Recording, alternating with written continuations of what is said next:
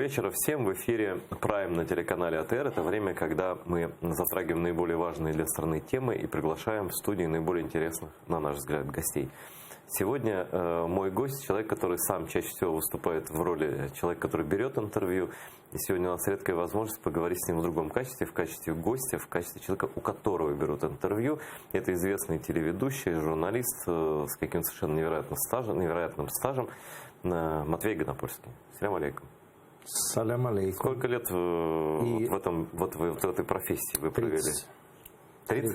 А мы сейчас как раз покажем небольшой сюжетик, биографию Матвея Гонопольского, потому что, как выяснилось, нас смотрят в совершенно непредсказуемых странах, и, может быть, не все знают Матвея Гонопольского так досконально. Вот, а после этого мы продолжим разговор с ним. Матвей Гонопольский, 65 лет, родился во Львове, потом жил в Киеве. Там окончил училище эстрадно-циркового искусства. Затем переехал в Москву, где учился на режиссерском факультете Российского института театрального искусства. В 1991 году на фирме «Мелодия» вышли 3 пластинки из серии «Следствие ведут Колобки». И он был режиссером, а также озвучил самого Колобка. Затем работает на радиостанции «Эхо Москвы». В 2014 году переехал в Киев и получил украинское гражданство. Работал телеведущим на телеканале 112 Украина, потом переходит на News One. Работал и на радио Вести и радио Эра. Сейчас на телеканале Прямые ведет программу «Эхо Украины», а также ток-шоу «18 совместно со своей дочерью Катериной. Матвей Гонопольский прямо сейчас на АТР. Ну, тут Матвей что-то смеется. Я смеялся, потому что, простите, я простужно немножко, своеобразно изложили мою биографию. Извините, я после эфира. Это авторский стиль моего редактора Назара. Да. Убью его после эфира. Да, нету Назара. Это можно Назара. Будет сделать буквально через каких-то 55 минут. Вот. Кроме Назар забыл, к сожалению, главное, но просто тогда Назар еще был маленький, не работал на телеканале АТР еще до аннексии Крыма. Матвей Гонопольский был одним из ведущих телеканала АТР, при этом живя в Москве. Да, я делал такую программу со звездами, тогда это было актуально, то есть с российскими звездами. И это показывали тогда в Крыму, ваш канал был в Крыму, и это для меня было очень интересно, потому что эти звезды с радостью приходили, я их спрашивал, я их всех знал. Ну, еще, если помните, была у меня когда-то много-много лет назад, в 93-96 году, программа, собственно, главная, которая определила мою судьбу, любовь к телевидению. Вот я тогда стал известным. Это программа «Бумонт». Я был в кепке. Да, она была переходная с радио на телевидение. Да, с радио на телевидение, да. Вот. И, кстати говоря, раз такая возможность есть задать вопросы Матвею, в отличие от обычного, когда он задает вопросы, у нас есть на этот случай телефоны, точнее Viber номер +38073 419 4158, и даже можно позвонить через Skype atr.tv и тоже задать свой вопрос известному украинскому телеведущему. Я-то знаю, что вы родились в Украине, во Львове, что детство провели в Киеве. Все правильно я говорю, да? Да, во Львове, угол улицы Кутузова и улицы Ушакова. Я тогда вообще не знал русский язык. У нас была польская улица. Моя мама говорила по-польски и по-немецки. Это из-за того, что ее в детстве, когда ей было 12 лет, моя бабушка по маминой линии погибла в Бабьем Яру, и ее угнали сначала в Польшу, потом в Германию. И она работала там в семье. Кстати, что интересно, единственную зарубежную поездку, которую совершила моя мама за всю свою жизнь, это она поехала к этим людям, у которых работала ребенком. И это была невероятная встреча, как она мне потом рассказала. Она прекрасно говорила и по-немецки, и по-польски. Вот. А потом уже в школе, когда я поступил в школу, я узнал русский язык, его выучил. Вы до какого-то возраста вообще не знали ни одного слова по-русски? Ну, ведь ты говоришь, как говорят в семье, правда? А у вас в семье говорили по-польски? Нет, в семье говорили по-украински. Мама говорила с войтовичами, с соседями, которые жили рядом, по-польски. Напротив, женщина, тетя Соня, она была украиноязычная. Это ведь были начало 60-х годов, конец 50-х, начало 60-х годов. Это был удивительный Львов. Знаешь, я выходил на 9 мая, все ходили в гимнастерках. Ведь, а в 60-м году только 15 лет с окончания войны было. И 45-60. даже там воевала очень долго, еще даже после 60-х. Нет, ты не понял. Просто вот солдаты надевали военную форму, они ею гордились. И они все были живы. Посчитай, 45-й, 60-й, всего 15 лет. Молодые, здоровые, чуть постарше. Все надевали военную форму, надевали вот эти награды свои и так далее. Это было невероятное зрелище. Ну, наверное, для некоторых львовян это не столь романтичное воспоминание, потому что это годы, когда это было абсолютно подавлено. Нет. А это был полностью выхваченный Это был город. абсолютно советский город. С ним произошло то же самое, что произошло вот с некоторыми городами. То есть, другими словами, Львов строили поляки и евреи. Евреев расстреляли, поляков вытеснили. Часть из них осталась, но это только остались старики. И это было очень такое... Знаешь как? Ведь я вспоминаю... Вот, например, я гляжу в окно моей квартиры. И полустертая польская надпись. Я маму спрашивал: мама, а что это обозначает? Она мне читала польские надписи. Те, кто были во Львове, знают, что одно из достопримечательностей там – кладбище. Лычаковское кладбище. Был, да, на Лычаковское кладбище ходят выгуливать детей. И вот мы ходили среди этих могил. Это, кстати, было первое... Знаешь, это... Я часто вспоминаю эту историю. Это было... Моя мама, она, естественно, была никаким не политиком. Это все понятно. Была обычная домохозяйка. Но она мне давала первые уроки политики. Знаешь как? Вот, ну, например, мы проходим мимо склепа.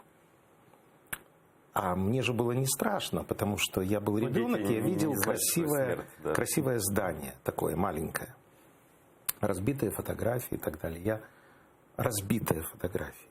Знаешь, такие из фаянса фотографии. Вырванные медные подсвечники. Я говорю: мама, а кто это сделал? Она мне говорила: плохие люди. И вот я тогда с детства понял, что есть плохие люди. Плохие люди, которые, ну, например, вот разбитое стекло, знаешь, в входной двери, его разбили, а заменили фанерой. Вот это сделали плохие люди. И я с детства, вот это были для меня первые уроки понимания, как ты помнишь в стихе, что такое хорошо, ну, что вот такое... люди некоторые, я с чего начал, хотел начать вопрос задать, но не успел, потому что такие интересные воспоминания детства вспомнили, да. Я просто хотел сказать, что многие пишут там где-то, говорят, что вот Гонопольский, он русский ведущий, русский приехал. Я как-то говорю, ну вообще-то человек родился в Украине, вырос в Украине. Если уж вы говорите слово «приехал», то вы можете употребить только слово «вернулся» в данном случае. И к Они тому просто не знают моей биографии. И к тому же вы знаешь, что мои гости, подходят ко мне и говорят: как это вы, приехав из России, так хорошо, быстро выучили украинский? То есть ты думаешь, что вы никогда не знали никогда? Ну, пойми, люди просто не знают моей биографии. Они не знают, среди кого я долго жил. в России прожили. Конечно, 35 лет. И я очень благодарен России за то, что я там стал журналистом, познакомился с людьми, которых ты знаешь хорошо и так далее. Стал работать на «Эхе Москвы», стал хедлайнером «Эхо Москвы». Другое дело, что все повернулось таким страшным, я бы сказал, образом, что, ну, теперь я туда просто не езжу. Вообще не ездите? Нет. А почему? Формально же... А что мне там делать? Просто нечего делать. Вот, а ты туда ездишь? Нет. Не потому, что что-то угрожает, Нет, а просто... я думаю, что мне что-то угрожает. Ну хорошо, тебе что-то угрожает. Мне ничего не угрожает, потому что журналисты «Эхо Москвы» трогать не будут. Угу. Но что мне там делать? А вот, ну, кроме того, что программа по-украински, на 100% по-украински. Да, это, кстати, тоже, ты знаешь, никто не знает. А я вот зрителям скажу, что каждое воскресенье, а это мой день на «Эхе Москвы», вместе с моими друзьями мы ведем украиноязычную программу, слушаем украинские песни. А я сейчас про вашу программу на прямом имел в виду. Ну нет, же... тут... А на «Эхе Москвы» я просто перестал это слушать, это радио, прошу прощения. У тебя сложные отношения с этой Да, радио. на самом деле очень простое. Я считаю это радио частью системы пропаганды Кремля. Я об этом открыто говорю. То есть они существуют, они разрешены, они финансируются «Газпромом». И, я не знаю, можно вас спросить, не можно спросить, а зачем вам эта программа на «Эхо»? На любом языке, на русском, на украинском. На «Эхе Москвы»? Вам лично зачем, да? Ну, видимо, ты не слушал. У меня программа итоговая, аналитическая, в которой я говорю то, что я хочу. Я слушал ее раньше, сейчас я не слушаю «Эхо». Вообще, в принципе, у тебя аллергия на это дело. Ну, не аллергия, просто я считаю, это мне не нужно. Но вот я могу послушать там. Я раньше слушал, я представляю формат, все представляю. Вопрос такой, вы говорите, вы не ездите в Москву, вы спрашиваете, а зачем? А я вам задаю вопрос, зачем вам, если вам в Москву незачем, то зачем вам программа на московском «Газпромовском» радио? Зачем? Понимаешь, вот ты добавил одно слово «Газпромовское». Но на «Газпромовском». Это вводит нас в спор, как мы с тобой ощущаем эту радиостанцию. Давай, вот есть такое выражение, замнем для ясности. Мы не поссоримся. Я и зрителям хочу сказать, что мы очень давно знакомы, дружим. Это долгий разговор. Как? Оно «Газпромовское». Ну вот ты понимаешь, я должен сейчас в эфире защищать «Эхо Москвы». Я не хочу это делать. Это радиостанция, которой я отдал 30 лет моей жизни. Эта радиостанция гарантирует мне и осуществляет абсолютно свободное... У вас цензуры там никогда не было? Об этом даже речи быть не может. Никогда в моей жизни не было цензуры. Кроме того, я считаю, что я ценю возможность... Вот представь себе, ты, например, был, и мы с тобой познакомились в этом качестве, ты был знаменитым человеком, заместителем главного редактора газеты «Московский комсомолец». Но меня не тянет опубликоваться ты не понял, в МК, и меня ты никто не там понял не публикует. Да потому что главный редактор этой газеты, он тебя на дух не переносит. А вот если бы, например, он позвонил тебе и сказал, причем не он, другой, вот представь себе, был бы другой главный редактор, и он бы сказал тебе: Айдер, тут ситуация немножко изменилась, и вот тебе, значит, я не разбираюсь в этих объемах, вот твоя колонка, каждую субботу. Костери Путина, говори про агрессию и так далее. К тебе даже близко никто не подойдет. Я абсолютно уверен, что ты бы писал эту колонку, потому что это популярная газета, как и популярная радиостанция. Меня слушает огромная аудитория. Это мой вклад в денацификацию. Знаете, сложный вопрос. Аудитории. Давайте подискутируем. Вот почему мне стало противен МК. Давай не тратить вот я объясню время просто. полностью. Потому что там в тот момент, когда я публиковал в том числе и ваши колонки, и все нормальные колонки, которые правду писали, там тогда еще не было цензуры, там начали публиковать заказанные в Минобороны тексты про то, что на Боинг сбили укропы. И вот тогда мне уже стало, это была такая борьба в процессе перебарывания. Потом просто эту рубрику убрали, все, я ушел, там нечего стал публиковать, от меня уже ничего не зависело, я тут же уволился, да, когда эту рубрику превратили в заказуху, и все, я не участвовал в этом ни одного дня. Но мне стало уже противно тогда. На «Эхе Москвы», кроме вас, всякие персонажи, да, выступают. Там Захар Прилепин бывает, там террорист, там бывают Царевы всякие, там крымские вот эти блогеры фейковые, там, которые за аннексию и так далее. Это все, конечно, называется плюрализмом, но вам не кажется, что вас используют для легализации этого как плюралистической площадки? Айдер, прости меня, мне это все равно. Для меня важно, что я говорю то, что я думаю. Для меня важна украинская передача, потому что звучит украинский язык. Она не политическая, культурологическая. Там мы слушаем песни и просто говорим по-украински. Для меня это очень важная некая миссия. И просто у нас, как тебе сказать, это разное отношение к жизни, к своей роли, как мы... То есть вы относитесь к этому как к миссии? Да. Не как заработку, не как возможность. Нет, я просто спрашиваю, мы же не только для друг друга разговариваем. Нет. Там вполне, условные какие-то деньги. Это миссия. Это, к сожалению, нормальная работа стала миссией.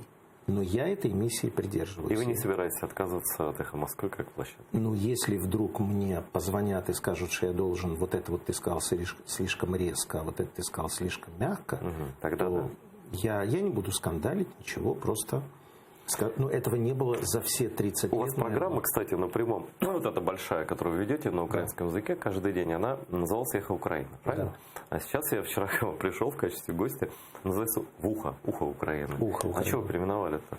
Это не переименовали. О чем ты говоришь? Это просто часть программы, которая, ну, что слышит «Эхо Украины». Понимаешь?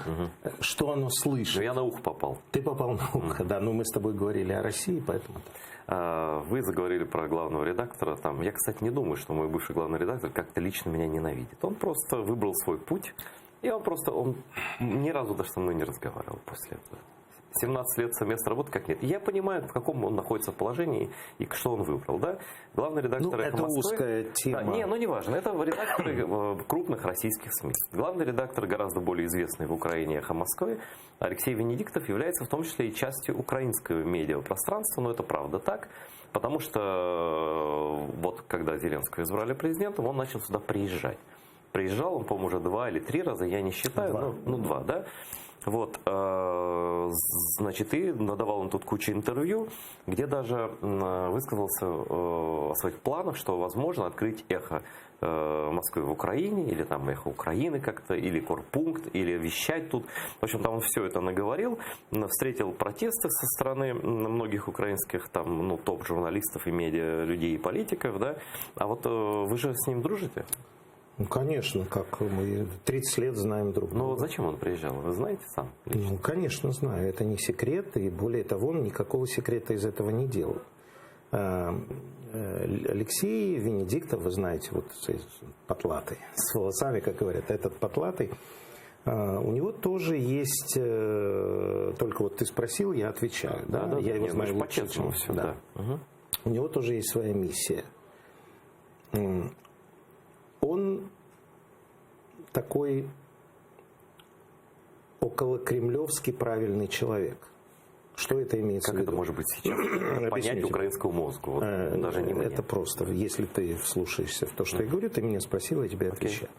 У него достаточное количество друзей среди кремлевцев.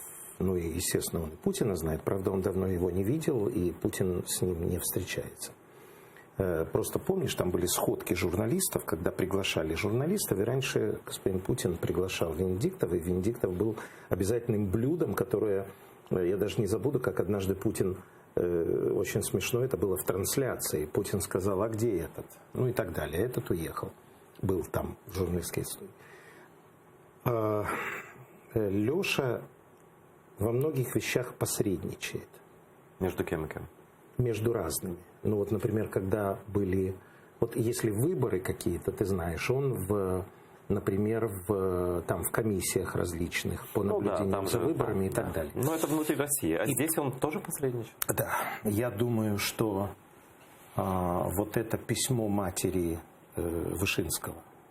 Матери, в тот первый приезд он сказал, я привез письмо матери Вышинского Зеленскому. Зеленскому, да. Это письмо, насколько я знаю, попало по адресу. Мы с тобой можем... Ну, то есть как? Оно носило...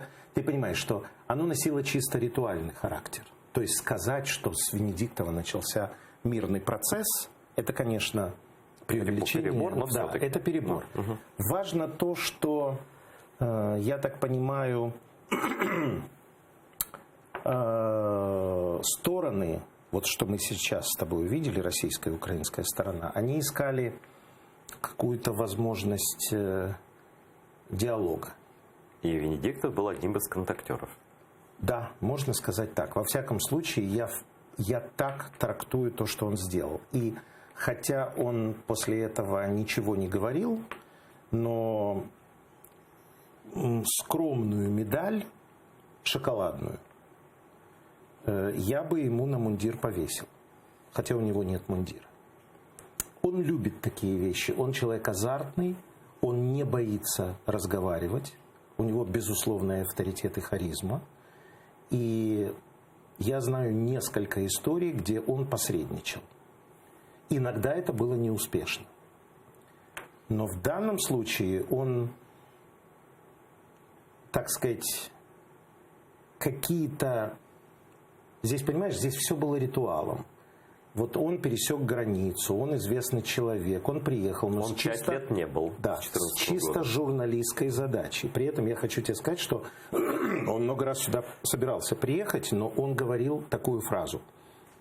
Он говорил: Матвей, я с удовольствием сюда приеду, но при условии, если я приеду по делу. Я говорю: какое ты хочешь дело? Он говорит: ну, например, взять интервью у кого-то из топов. Но 5 лет дела не было, и вдруг появились. Ну да, появилось. И дело закончилось успешно. Понимаешь? То есть он приехал сюда как посланник Крыма? Нет. Вот Ну как нет? я категорически против слов «посланник Кремля». Мы с тобой этого не знаем. Ну хорошо, стороны Кремля. Он привез письмо одного из тех, кого хотели обменять. Он привез, еще раз. Вот давай прямо говорить, давайте. без накрутов. Венедиктов привез письмо матери Вышинского, встретился с представителями администрации господина Зеленского и передал это письмо. На этом ему миссия была закончена. А уж как, например, сторона Зеленского воспринимала этот сигнал, что было после этого, в этом Венедиктов намеренно не С участвовал. самим Зеленским он не встречался. Нет, он не смог встретиться с Зеленским, он где-то был на выезде. Хотя хотел. Конечно, какой журналист не ходит в другой А с стране? какой миссией он, говорит, по работе приехал? Но это же не работа посредничать. Еще раз. Он интервью с кем брал? Послушай меня. А он давал интервью? Вот, послушай меня. Я достаточно рассказал о третьем лице. Свое понимание. Это, мне кажется, неправильно и некорректно нам, Алешке, говорить, когда его здесь нет. Вот либо включить его надо и так далее. Понимаешь, ты заставляешь меня либо оправдывать, либо трактовать то, что он делал. Я считаю это неэтичным. Вот я тебе сказал то, что я понимаю. То, что я понимаю. И здесь, я хочу тебе сказать, я не вижу никакого двойного дна. Он в разные исторические периоды деятели журналистики, то есть люди публичные, брали на себя посреднические миссии. Смотрите, но это уже мое мнение, я не вас не заставляю ничего говорить. Но... Только на этом мы эту тему закончим. Ну, да, давайте, да. Я просто вижу двойное дно, когда ты между Кремлем и кем-то, и когда ты близко к Кремлю, и когда ты фотографируешься с Песковым, и когда потом приезжаешь в Киев. Но для меня это в период войны выглядит странно. Да? Но ты не Венедиктов. Почему-то вы так не делаете. Почему-то меня никто посредником не назначает. Совпадение? Почему так? Почему вы для Кремля неприемлемый человек? Я неприемлемый, там, может быть, тем более. А почему он приемлемый? Но для Путина, например, Порошенко был неприемлемым человеком. И он говорил: с этим человеком, с Порошенко, я не буду иметь никаких дел. Пришел другой человек, и, может быть, у меня выражение лица не то, может быть, лысина моя мешает. Может быть, мешает, что ты крымский татарин, поэтому тебя не берут. Понимаешь? Потому что если возникает вопрос о крымских татарах, то например, Путин должен сказать тебе, отчитаться перед тобой, почему он их арестовывает в Крыму. Понимаешь, в чем дело? Ну, почему он вообще Крым захватил? Начнем с этого. Ну, это основной вопрос. Я просто предлагаю, пойми, мне немножко Хорошо, я хочу поговорить про Вышинского. Про Вышинского хочу поговорить. Я про него мало что знаю. Я просто про функцию. Значит, отодвигаем в сторону роль Венедиктова. Ты заметил, что мы 20 минут потратили на третьего человека? Ничего страшного. А интервью со мной? Это публичный человек, ничего страшного. И это приезд в Украину, не приезжал бы, не говорили. Да, кстати, насчет «Эхо Москвы», без Венедиктова, насчет «Эхо Москвы» в Украине, надо, не надо? У Венедиктова было, это уже последнее. Без Венедиктова. Прошу тебя. Да, я вас не прошу его обсуждать. Сначала у Алексея была идея, и эта идея была очень-очень давно. Очень давно. Она была до войны. Ты не представляешь себе, еще при раннем Януковиче, еще до Януковича была идея, когда вот все это было одним. Я сейчас. Была идея сделать «Эхо Москвы» в Украине. Да, «Коммерсант» делал. Но тогда уже были две проблемы. Вот, кстати, я хочу тебе сказать, это было удивительно. Это было... Я помню разговор с одним важным чиновником наверху, который был абсолютно пророссийский. При Яноке. Да. Знаешь, что сказал нам этот чиновник? Он сказал: ребята, это название не пройдет. Это все-таки Украина. Делать «Эхо Москвы» в Украине... А мы ему говорим, ну тогда еще были планы такие, понимаешь, это все считалось одно, и центр был Москва. Жвачка, да? Да. Мы говорим, ну как, это есть, например, во многих городах, там «Эхо Москвы» в Благовещенске, «Эхо Москвы» в Санкт-Петербурге. Он говорит, вы не понимаете, это другая страна, здесь это не пройдет. Здесь другой язык, здесь просто другие люди. Это тогда было, это 12-й такой да, какой-нибудь это год. очень-очень давно. А сейчас как? Даже нет. Значит, сейчас идея Венедиктова трансформировалась и закончилась предложением сделать просто корпункт, который не вещает. А идея очень интересная. Знаешь, как она звучит? Вот все вот так вот наезжачились. На самом деле он говорит правильную вещь. Он сказал, что я хотел бы, чтобы, ну, скажем так, кроме Гонопольского, но дело в том, что я не занимаюсь политической, ну, как бы пропагандой Украины. Он сказал, я хотел бы, чтобы в России был слышен голос Украины. И предложение было делать тут 4 часа материала украинских, часть из которых, например, час в день, шла бы там. Я согласился бы с этим предложением с одним условием. Я был у него на радио, у него на сайте. Сейчас меня забанили и на радио, и на сайте. Точка зрения Украины, крымских татар он мог слышать и сейчас, но не захотел этого слышать. Да? И я думаю, что корпункт или любое другое представительство «Эхо Москвы» в Киеве должно открыться тогда, когда АТР вернется в Симферополь. Вот тогда будет нормально. Наверное, да. Но оно же не открылось. Да, ну и не откроется. Это была его идея, он тестировал. Сейчас очень многие тестируют. Он тестирует. К этому можно по-разному относиться, еще раз, но для меня важно, чтобы это было правильно понято. Хорошо, но вот я хочу про роль в этом обмене Вышинского. Нет, это важная история. Ребят, я не знаю, что с этим делать, поскольку у нас полно времени еще. Дело не в этом. Ну, вот, ты пригласил меня для какой-то странной роли говорить о самых разных людях. Причем Вышинского этого я не знаю. Вот просто есть такая точка. Нет, в этом обмене был один, ну, условно, журналист. Мы его пропагандист называем, но один был журналист, да? И в эфире радио НВ Коля Полозов, ну, адвокат, вы же прекрасно знаете, наших моряков и так далее, сказал, такое мнение высказал, что освобождение Вышинского — это сигнал со стороны Кремля другим российским пропагандистам. Я хочу к пропаганде перейти, просто к теме русской пропаганды. Другим российским. Мы сейчас послушаем цитату Николая и потом продолжим. Да, давай, потому что я не очень понимаю. Совершенно очевидно, что из числа тех 35 лиц, которые были переданы России, Кремль интересовали только 2 лица. Это пропагандист Вышинский, и это был своего рода сигнал своим пропагандистам – Соловьевым, Киселевым, Скобеевым, что вот мы своих-то не бросаем. Ну а Цемах – это ситуационно. Согласны? Ну что, случись что, с кем-либо в любой стране, как бы своих... Понимаешь, в чем дело? И согласен, не согласен. Я глубоко уважаю Полозова. Это просто великий человек. Как и вся группа адвокатов, которых мы с тобой знаем, которые освобождали. Он был лидером этой группы. Да, но обрати внимание, Вышинский давно сидел. Он просидел очень долго, а господин Путин не шел на обмен. То есть, возможно, он прав, что для него был важен, например, для Путина Цемах и Вышинский. И мы видим, помнишь эти кадры, когда люди спускаются с самолета в России, вот эти пленные, которые отсюда уехали, ну, судимые, как их назвать, они спускаются с самолета, их никто не встречает, а Вышинского встречает Киселев и Скобеева. То есть, формально вроде бы так, но тогда возникает вопрос, господин Путин, а все время, которое он сидел, ведь у России был пункт. Этот пункт назывался Сенцов. Да, он мог называться как угодно. Сенцова, да. Был такой, значит, не говорит про Крым, не отдаем если Сенцова, для тебя важен, то есть для Путина, Вышинский, ну тогда Цемаха не было, то скажи, ну вот я согласен, можно было найти соус и поменять. Он не менял. Я не согласен с Николаем. Я считаю, что для него никто не важен. Знаменитая фраза Бабченко из всего великого наследия Бабченко, да. Знаменитая фраза. Бабченко можно много чего цитировать, но вот эта фраза «Родина бросит». Тебя бросит, сынок, всегда. Тебя бросит, сынок, всегда.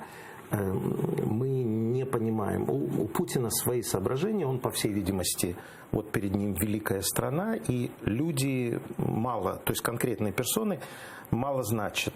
Но Цемах как функция имел значение. Я не знаю. Вот, кстати, я хочу тебе сказать, что вот два заявления интересных перед эфиром я услышал сегодня. Вот одно прямо перед тем, как я пришел к тебе. Во-первых, Вышинский заявил, что он приедет сюда на суд. И он будет отстаивать свою, так сказать, честь и так далее, и так далее. То есть он от этого не отказывается. Это раз. А кроме того, Цемах, ты, наверное, знаешь, сегодня с дочерью вернулся. Да. По всей видимости, принято решение не оставлять, вот перейти в такую контратаку. То есть, ну, я не знаю по поводу Цемаха, потому что Цемах может просто плохо говорить и так далее, я не знаю. Но Вышинский, как украинский гражданин, здесь тоже была юридическая сложность, как его отдать, не отдать. И, собственно, его выпихнули. Он же не хотел уезжать. Там всех выпихнули. Ну, да. Формально всех выпихнули, формально нельзя. По всей видимости, принято решение, что он будет побеждать Украину на в ее же суде. В ее же суде, да. Думаете, так и будет, да? Нет, то, что так будет, в этом я не сомневаюсь. Украина может не пустить его. Что? Может просто не пустить его. Кто? Украина может просто не пустить. А он едет на суд. Он едет на суд, уверен, что пустят. Другое дело, мы с тобой не знаем, какое решение примет суд. Ну, в принципе, знаете, Украина — это страна, где вообще никто ни за что не сидит, насколько я знаю по опыту, сколько я тут живу. Вот. Много дел всяких, а отсидок очень мало. И то, что вот человек, обвиняемый в измене Родине, может спокойно остаться на свободе, я думаю, что это вполне обычно, реально. Ну и что тогда будет? Как будет выглядеть наше правосудие, наша власть? Минуточку, наше правосудие будет выглядеть так, как оно будет выглядеть. Я понимаешь, я Вышинского не знаю. Так он кавалер медали за взятие Крыма. Нет, еще раз, ты же не знаешь, какие у меня медали. У меня, правда, за Крым нет, но какие-то государственные награды у меня есть. Но, правда, не подлые. Не подлые, не от Путина. Дело в том, что я не знаю, какие награды у Вышинского, но позиция моя простая. Должен быть суд, где должны быть рассмотрены все обстоятельства дела, и должен быть приговор. И я встречу этот приговор, каким бы он ни был. И если будет адвокатами Вышинского доказано отсутствие вины в страшных преступлениях, которые ему инкриминируют, понимаешь, получить... Ну, моя версия, что он не приедет, потому что все-таки госизмена, эта статья не маленькая. Еще раз, не мой вопрос. Вот еще раз, да? Я просто тебе говорю мою позицию. Я вот в этом смысле законник. Я понял. Только не человек, продуцирующий законы, а человек, желающий, чтобы эти законы исполнялись. Мне абсолютно все равно, кто был... При Януковиче были обвинены одни, при Алексеевиче были другие. Сейчас мы видим, бурлит все, готовятся какие-то вот... По осени будем сажать. Потом Зеленский сказал, что чуть ли не он хотел бы.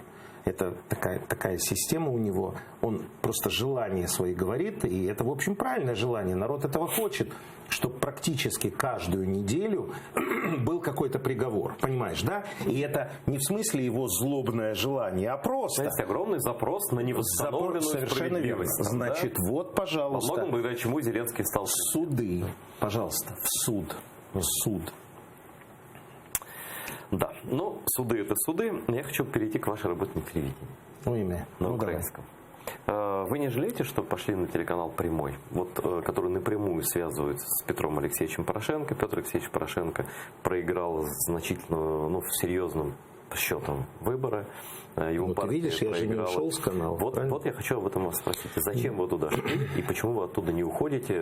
По-моему, Евгений Киселев ушел с канала «Прямой». Да, но он ушел... Нет, Евгений Киселев, давай сразу скажем, он ушел не по идеологическим соображениям. Он просто... Это выдающийся человек, который хочет двигаться дальше, и он сейчас стал делать интернет-проект, в котором мы с тобой приняли участие. Он делает фильм. Он интервью делал для...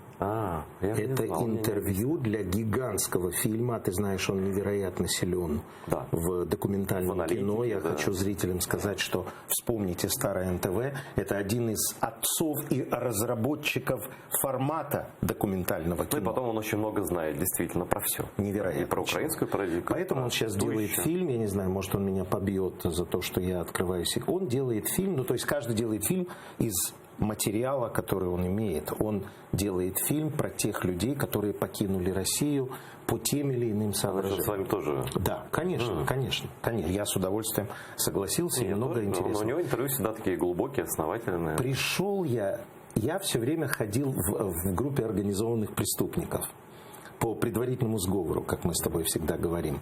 Это Женя Захарова, генеральный директор, и это знаменитый продюсер Алексей Семенов. Сначала я пришел на канал News One, а после того, как на News One политика стала меняться, не буду объяснять как, но вот посмотрите News One. Это такие гастролеры. Она же Захарова сейчас на ЗИК пошла Сейчас, подожди. А Семенов куда пошел работать? Одну секунду. Ты задаешь вопрос мне? Да, вам, конечно. Тогда не дергайся. Помнишь, в прицеле, вы не дергайтесь. Вот. И для меня было невероятно почетно утверждать в моих эфирах, этот канал был сделан с нуля. Во-первых, для меня было интересно сделать канал с нуля. Вот прямо он строился на моих глазах. Ну а во-вторых, для меня было важно участвовать, немножко, может быть, это высокопарно прозвучит, в важнейшей вещи, из-за которой я приехал сюда. Из-за стремления страны в ЕС и в НАТО. И вы это как миссию видели свою? Да. И видите? И вижу сейчас. Вот почему я продолжаю работать на прямом. Во-первых, там хорошая атмосфера. Во-вторых, там нету никакой... Значит, никто мне не указывает, как мне вести эфиры и чего говорить. А в-третьих, я слежу внимательно в моих эфирах. Вот мы идем в этом направлении или нет? Смотрите, вы до этого, когда переехали уже в Украину окончательно, вы жили между Москвой и Грузией. Тогда, какое-то время, я же помню, некоторое время, вы публиковались в МК, в моей рубрике и так далее. Меня пригласили работать на радио Вести. Да, это был первый был радио Вести. Да, очень профессиональный проект, который потом выяснилось, что он пророссийский, и когда там Клименко вылез, когда там вылез Азаров с огромным интервью и так далее, это была сказка. Но вас там уже не было, по-моему. Я как только это увидел, я сказал, до свидания. Не надо бояться уходить. Потом у вас был News One. Да. Но как только на News One вылезли, знаешь, мы можем с тобой говорить один. А вот как вы замечаете, как уши вылезают? Вот как? Вот что это? Что на планерках начинается? Понимаешь как? Я, во-первых, планерки, а во-вторых, какие-то вещи говорятся прямым текстом. Кроме того, в эфире появляются определенные люди. Медведчук, условно. Нет, тогда еще Медведчука не было. И ты начинаешь понимать, что что-то меняется. Вы не жалели, что своим именем приложили к раскрутке, к популярности этих СМИ, которые вот они были, действительно, там была нейтральная позиция, все, а потом раз, и как вот выбух такой, да, вот мы, собственно, вам, а вот обертка раскрывается, вот что у нас. И также News One. То есть, по сути, вас использовали, понятно? Нет, меня не использовали. Для раскрутки как только попытались использовать, я повернулся и ушел. Но не жалко, что вы участвовали в раскрутке этих каналов? Абсолютно. Якби знав, де впав, то підстелив би. Откуда мы знаем, когда работаем на канале, что с ним будет дальше? Мы не представляем себе. Вот знаешь, например, по поводу прямого, там ко мне подбежали и говорят: Матвей, ты знаешь, что его уже купил Медведчук? Тоже. Ну это же слух. Я говорю: нет, подожди. Иногда сделки делаются таким образом, что мы не знаем, что они делаются. Я сказал: может быть, но давайте посмотрим. То есть это мы увидим по изменению редакционной политики. А мы знаем обозначение каналов Медведчука. Это то, что на этих каналах большие интервью с ним. Я сказал, как только уважаемый Медведчук, вот я увижу тут его большое интервью, я пойму, что действительно такое произошло. Тогда будем принимать меры. Канал АТР не подвел вас? Вы тоже у нас работали? Канал АТР вас не подвел? Не знаю. Тут какой-то человек, похожий на Медведчука, ходил. Нет у нас таких. Нет, все компромиссно, и все меняется. И надо спокойно к этому относиться. Я тоже... кстати, сейчас звонок, это важно. У нас прямой эфир, а потом я задам еще вопросики. Здравствуйте. Говорите, кто вы, откуда, и задавайте свой вопрос Матвею Юрьевичу Гонопольскому. Да, здравствуйте.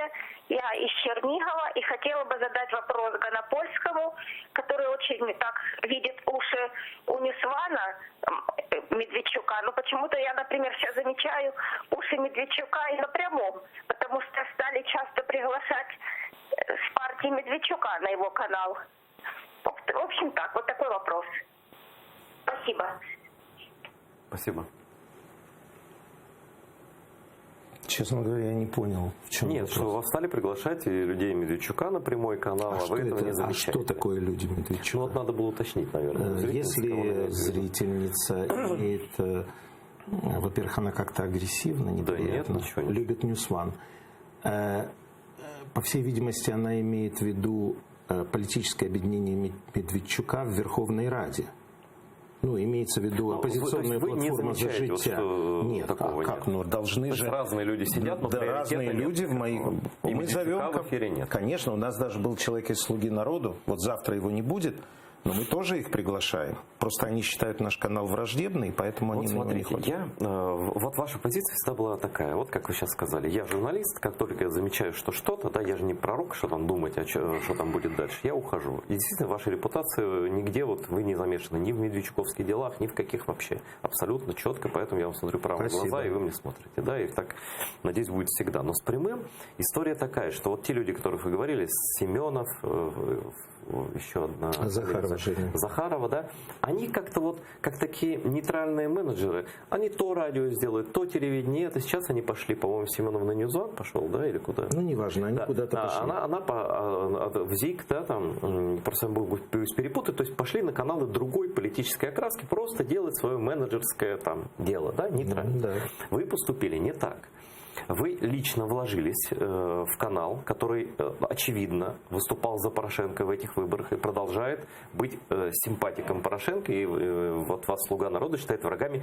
И в отличие от всей предыдущей своей карьеры в Украине, вы лично вложились в это. Вы лично стали... Ну, только не деньгами, а то подумают, что... Нет, я вот тут, упаси бог, вас никогда не назову, как некоторые, пропагандистом Порошенко. Я просто знаю вас лично, по вашей реакции, потому как вы говорите, вы искренне за Порошенко. И это был вот ваш выбор какой-то, да? И выбор невыигрышный, вы поставили на невыигрышный. И, наверное, до выборов вы понимали, что Порошенко не победит, да? Вот для меня это какой-то был другой Гонопольский вот в этом плане. И я, вот честно говоря, я вас стал больше уважать, потому что спасибо, я увидел... Больше. Нет, ну я всегда вас уважал. Мы знакомы с 93-м годом. Да, и никогда никаких у нас с вами не было ссор и непонимания. Я сейчас спрашиваю я прямо сейчас вас спрашиваю. Да. Уже, да? И вот вы сделали такой, который я не ожидал. Вы поставили вот прям на Порошенко, при том, что, наверное, с вашим опытом понимали, что он не победит. Почему? Потому что этот человек, вот понимаешь, когда ты говоришь, что я поставил на Порошенко, для меня не очень важны персоны.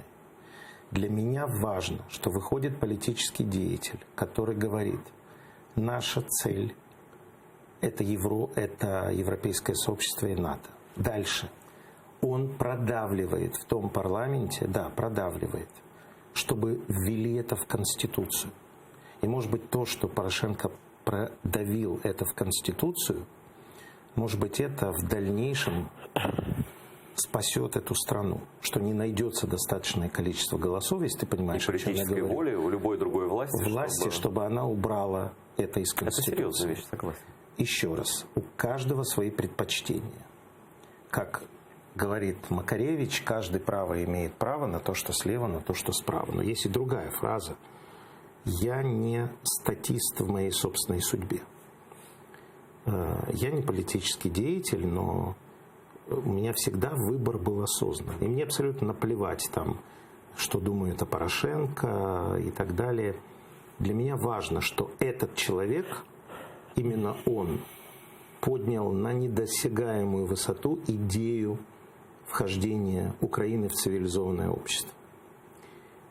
Да, его сейчас преследуют неудачи, его будут преследовать в судах и так далее, и так далее. Незавидна судьба. Он может сесть в тюрьму. Может.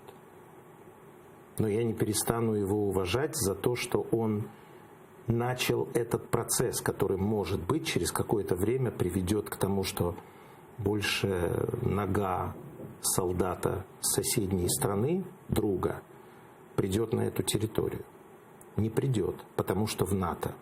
Пусть я не доживу, я уж не молодой человек, мне абсолютно наплевать на это. Важно, что, помнишь, как говорят, процесс пошел.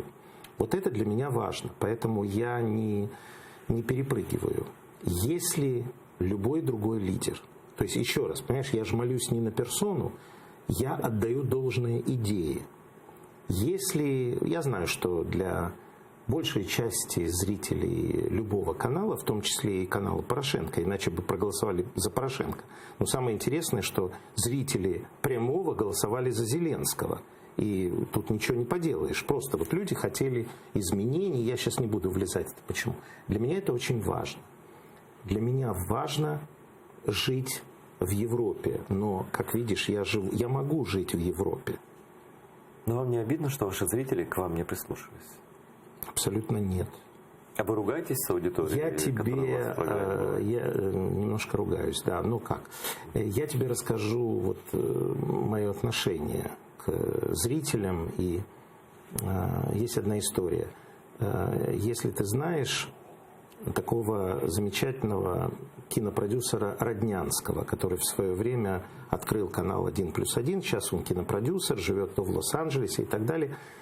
Но именно он, по сути, сделал первое независимое телевидение в Украине. Это был канал 1+1.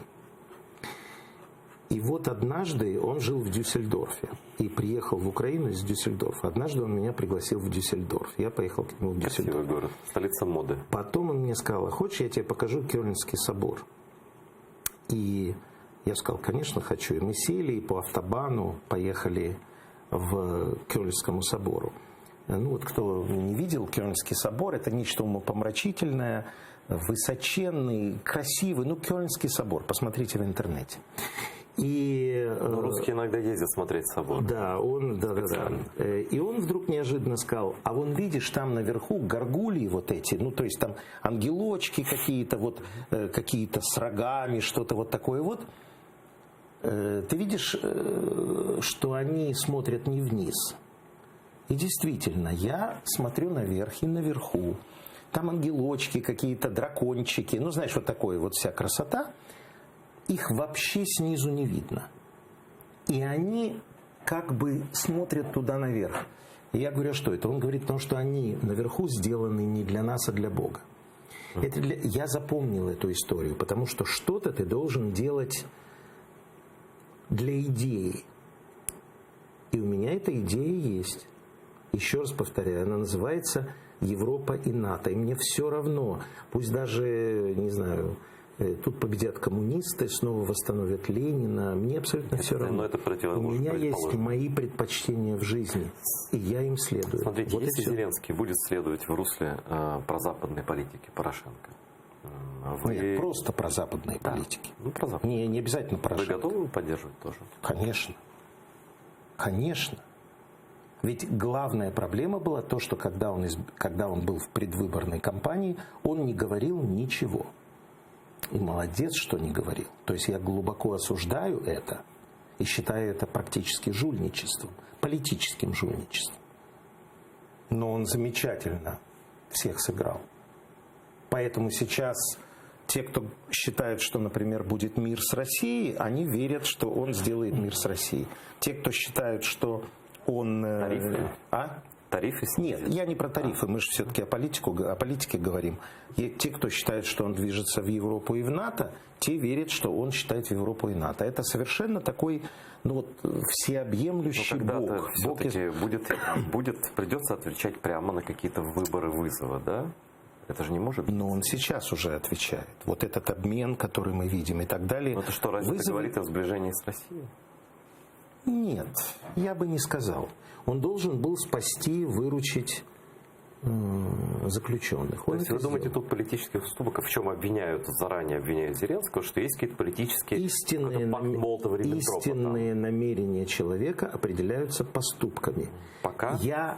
Он не герой моего романа Зеленский, но я не вижу... То есть объективно вы не видите, кроме... То есть я не вижу предательства украинских национальных интересов и так далее. Понимаешь? А я здесь более объективный человек, потому что я не его сторонник. Конечно, я вижу сейчас невероятные вещи, которые происходят в Верховной Раде, но это совершенно другая тема, и, так сказать, это вообще другой вопрос. Но с точки зрения... Ну вот сегодня, например, приезжал президент Финляндии, и Зеленский говорил там правильные слова. Можно, конечно, сказать, вот слова он говорит правильно, а вот делает, не вижу я действий каких-то направленных на зраду, на зрадоньку. Не вижу. Ну, я тоже, знаете, бывают такие болезни, симптомы которых не увидеть невозможно, да? Вот они сразу появляются, брутально, и все. И, допустим, дружба с Россией или там капитуляция перед Путиным, ее не скроешь. Здесь общество это почувствует прямо вот в один момент, как щелчком. Ну, на мой взгляд, так будет. Вряд ли можно протянуть такое... Я думаю, критерий это... Сейчас мы накануне очень важные вещи, которые, ну вот, так сказать, «Відкриє очи». Это мы накануне вот этой встречи Нормандской четверки. Дело в том, что Путин, как человек такой, ну, так сказать, высокомерный, дающий задания, он сказал, что должна быть проделана домашняя работа. И, по сути... Это ультиматум Украине. Нет. Ну как? Дело здесь не в этом. Он имел в виду, вот видишь, мы о разном говорим. Он имел в виду несколько другое. Понимаешь, это же он не на встречу с Трампом едет, а он едет на встречу с не очень хорошо относящимися к нему людьми более низкими, чем он. И каким-то Зеленским. Это там и Меркель какая-то, и Макрон какой-то. Но самое главное, какой-то Зеленский. Поэтому он, как человек опытный, ушлый в политике, он потребовал только одно. Ты сейчас поймешь, о чем я говорю. Он потребовал, что вот что такое домашнее задание? Это должны быть подготовлены документы.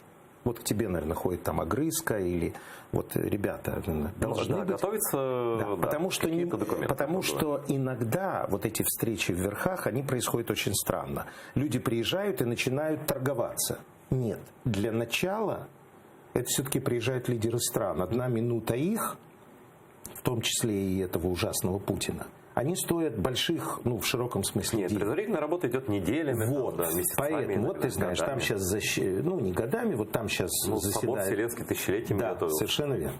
Поэтому вот сейчас мы все увидим. Вот я считаю, что вот эта вот встреча, это будет, она невероятно важна. Потому что, ну вот обменяли. А там должны быть приняты не копеечные решения. То есть это будет серьезнейшая первая проверка. Это будет первая история, особенно если товарищ Трамп вмешается. Это будет первая серьезная проверка, я бы так сказал, в широком смысле не Зеленского, а вот, прости, украинской дипломатии. Вот мы не знаем, чем занимается Пристайка, чем занимаются, так сказать, люди, которые это все готовят. Я согласен, чтобы это проходило в тишине, но все равно придет день, когда они сядут за стол и будут приняты какие-то решения или намечены какие-то движения. При этом просто фразой «и неуклонно выполнять Минские соглашения», как мне кажется, в этот раз пахнуть не будет. Потому что Зеленский, он позиционирует себя как человек конкретных быстрых действий. Вот у него такое, понимаешь, вот быстрая работа Рады, быстрое принятие решений. Ну, смотрите, разве Путина можно переиграть, тем более в быстрые шахматы? Вот такие политические. Нет, я не согласен с такой трактовкой. Никто не собирается Путина переигрывать. Как? Просто. Знаешь, что такое, есть такое у дипломатов, вот когда наступает договор подписан, то обе стороны говорят, что они этим договором недовольны. Это вин-вин называется. Да. Но мне кажется, Россия это не тот партнер, с которым можно играть в ничью. Еще раз. Да. Вот сейчас 35 на 35 поменяли. Кто выиграл? Зеленский сказал справедливую фразу. Он сказал: я выполнил свои обещания, Путин выполнил свои. С политикой и с Донбассом так не будет. Еще раз. Это не мой, во всяком случае, вопрос. Здесь есть президент. Ему дали сколько? 73%. Arbeiten und Disziplina. Работай. Это же не я должен этим заниматься. Да. А я в моей передаче расскажу об этом. Я соберу аналитиков и попрошу их... Вы ему завидуете или нет? Кому? Зеленскому в его положении нынешнем? Да нет. Я не завидую. Когда сидит рядом Макрон, который недавно выступил за то, что с Россией нужно чуть не целоваться уже, что время Соединенных Штатов прошло, и вот нам надо дружить с Россией. Когда сидит рядом абсолютно безвольная Меркель, которой снится этот поток-2, да, и когда сидит Путин рядом, и ты, новый президент, не имеющий политического бэкграунда, с такими людьми, если еще Трамп приедет, который просто лоббирует интересы Путина чуть не в открытую, даже Конгресс стыдно иногда бывает. Еще раз. Я ничем Зеленскому не могу помочь. Пока что у него есть только одно. Бесконечное, безбрежное, запредельное доверие граждан. Вот сегодня, как ты знаешь, группа «Рейтинг» опубликовала, что 71% то есть одобряют. Им нравится и так далее. Работай. Да, на этом, к сожалению, даже те длинные 55 минут, которые были отведены для прайма, подошли к концу. Я искренне благодарю Матвея Чигнопольского за то, что он пришел. Тебе. Это был честный, прямой разговор, и я думаю, что интересный для многих. Ну и на прощание я призываю всех подписываться на YouTube-канал телеканала АТР, где и это интервью, и наиболее интересные фрагменты из всех интервью. Вы точно не будете обижены и будете получать эксклюзивные, хорошие сюжеты, ролики, новости и программы. Спасибо вам. До новых встреч в эфире АТР. Не переключайтесь.